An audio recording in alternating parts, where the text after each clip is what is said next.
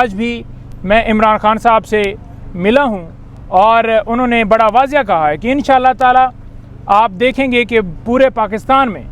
हमारे जितने उम्मीदवार हैं वो जीतेंगे और इनकी ज़मानतें ज़ब्त होंगी। आज उन्होंने वाज़ह तौर पर यह भी कहा, और वहाँ पर मीडिया के आपके दोस्त मौजूद थे, उन्होंने ये कहा कि जनाब इन्होंने पहले कोशिश की कि हमारे जो फर्स्ट टियर लीडरशिप है उसके हवाले से उन्होंने कहा कि पहले उन्हें उठाया गया, अगवा किया गया, कुछ लोगों से प्रेस कॉन्फ्रेंस करवाई गई, कुछ लोगों से पार्टी ज्वाइन कोई और जमात करवाई गई,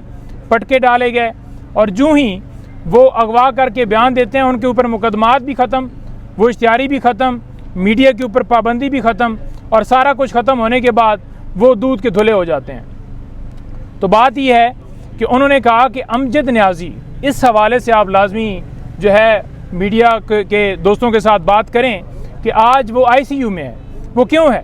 क्योंकि उसने इनकार नहीं किया, वो डटा रहा है। उसने कहा है कि मैं कप्तान का साथ दूंगा, और उसका कसूर इस होने की वजह से आप ये देख लें कि मुल्क के अंदर जो रूल ऑफ लॉ है उसकी ये पोजीशन है कि जो ताकतवर है उसको कोई पूछने वाला नहीं है। उन्होंने कहा कि तोशाखाना के ऊपर भी बात करो, और खान साहब का वाज़िया ये बात जो मैं आपके सामने बयान कर रहा हूँ, उन्होंने कहा कि तोशाखाना के अंदर से जो गिफ्ट लिए गए, जो गाड़ियाँ ली ही नहीं जा सकती थीं, आज वो किधर हैं, आज उनके ऊपर क्या हुआ है। उन्होंने ये भी कहा कि आप जाकर बताना कि अल-कादर ट्रस्ट जो केस बनाया गया है उसके अंदर आप ये देख लें कि नमल यूनिवर्सिटी बनी, तो ये भी इल्ज़ाम लगा दें कि वो भी ज़मीन मैंने बेनिफिट लिया है, और ये भी इल्ज़ाम लगा दें कि जो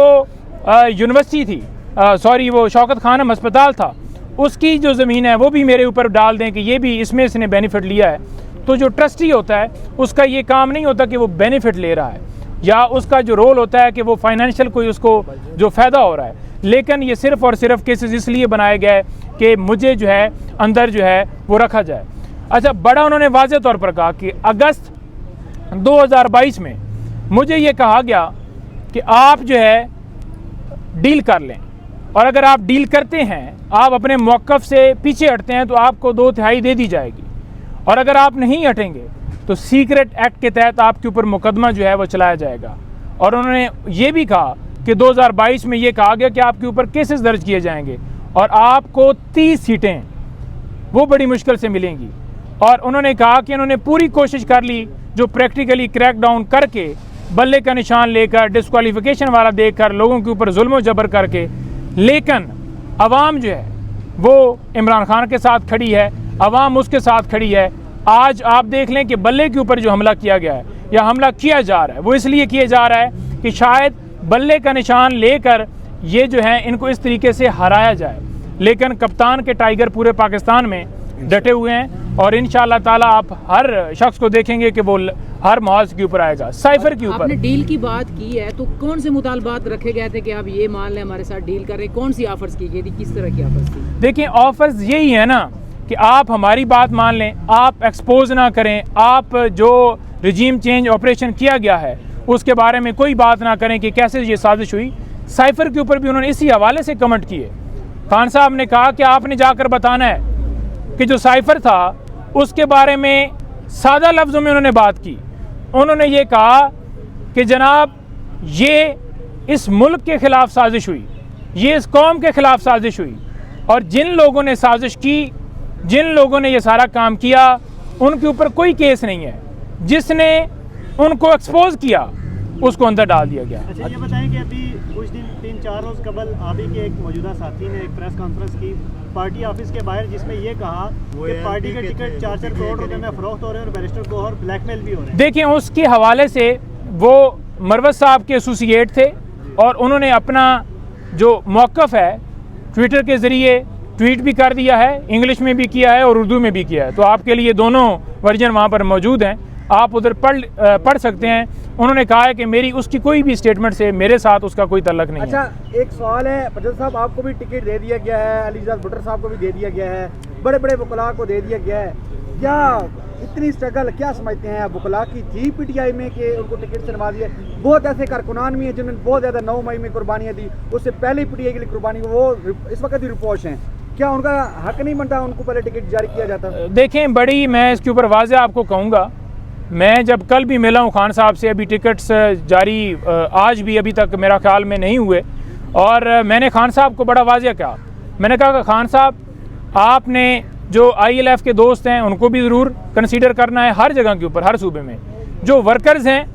उनको भी हर जगह के ऊपर कंसीडर करना है, और जो यूथ के जिन्होंने कुर्बानियाँ दी, जो आपके मुखलिस दोस्त हैं, आपने हर एक को देखना है। तो खान साहब को तो बड़ा क्लियर उसके ऊपर मौक़िफ़ था कि बिल्कुल मैं खुद ऐसे ही कर रहा हूँ। मेरी हद तक जो मेरा फ़र्ज़ था मैंने ज़रूर खान साहब से ये इज़हार किया। और रही बात वकला के टिकटों के हवाले से, तो आपको बड़ा वाज़ेह कह दूँ कि जिस जगह के ऊपर खान साहब के साथ लोग खड़े थे, जो साबका टिकट होल्डर थे, या जिन्होंने जितनी कुर्बानियाँ दी, जेलों में पड़े हैं, या उनके रिश्तेदार जो हैं जिनका मिलिट्री ट्रायल हो रहा है, तो खान साहब को हर एक के बारे में पता है और खान साहब ने उनको कंसीडर किया है। और आपके सामने हर एक का रिज़ल्ट आ जाएगा कि हर एक के साथ ऐसा नहीं है कि कोई यकतरफा सलूक हुआ हो, ऐसा नहीं है कि कोई ऐसी चीज़ हुई हो कि जैसे में किसी की हक तलफी की गई हो। अच्छा, नईम साहब बताइएगा कि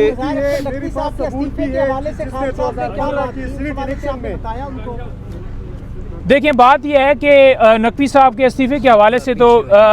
कल का कोई नहीं बताया गया, लेकिन उससे पहले उन्हें पता है कि उनके खिलाफ ये सारा क्यों किया गया है। और जिस जगह के ऊपर भी कोई कानून की बात करेगा, आइन की बालादस्ती की बात करेगा, तो उसके साथ मुल्क के अंदर यही हो रहा है। और बजाय ये कि पूरी कौम और हमारे जितने हमारे दोस्त अहबाब हैं, आज आप ये देख भी रहे होंगे ना, बहुत सारे लोग उनके ऊपर तनकीद कर रहे हैं, लेकिन हम सबको उनका साथ देना चाहिए कि किस प्रेशर में आकर उन्होंने इस्तीफ़ा दिया। और अगर जस्टिस जो हैं सुप्रीम कोर्ट के, उनको इस तरह से किया जाता है और उस कुर्सी के ऊपर बैठ के जहां पर उन्होंने पूरे पाकिस्तान के फैसले देने हैं, और वो इस तरह से अगर मजबूर हैं, तो आप मैं जो हैं हमारा क्या होगा। अच्छा, तो ये नईम साहब बताइएगा कि अगर बल्ले से PTI को महरूम कर दिया जाता है तो PTI के पास कोई बड़ा सरप्राइज मौजूद है या किसी के साथ एफिलेशन इल्हाक का भी आप सोच रहे हैं इसके बारे में? देखिए, प्लान A, B, C इंशाअल्लाह ताला हर जगह के ऊपर मौजूद हैं,